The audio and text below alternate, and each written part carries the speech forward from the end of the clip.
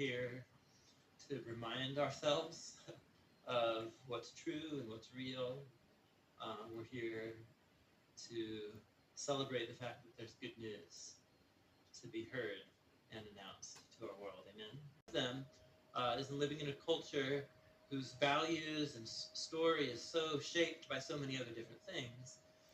Being a Christian means cultivating these categories, these ways of thinking about God and ourselves and the world and where we are and what the real problems are. You have to consciously adopt a new way of thinking about everything. And vocabulary is how we do that.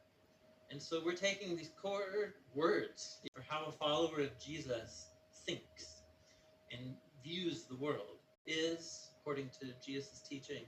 Do you base it on the Bible? Beware of projecting your... What do you hear?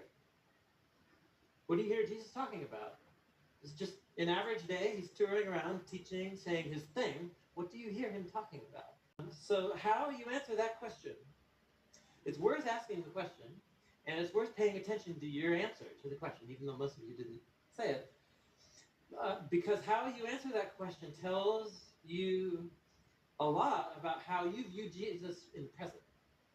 It actually tells you sometimes very little about what Jesus actually said or did.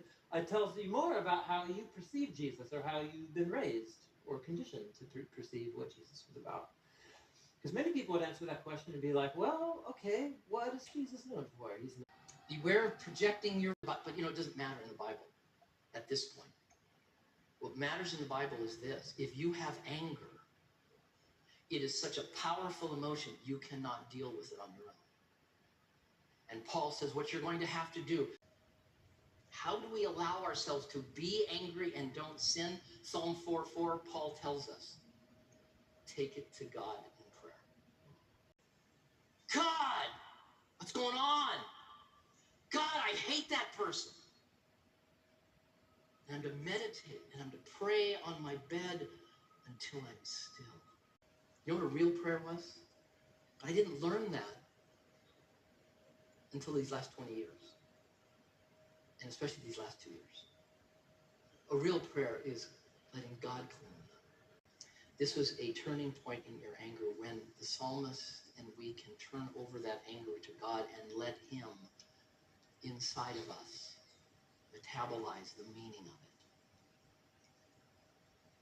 it. Do you base it on the Bible? Beware of projecting your... Is, according to Jesus' teaching,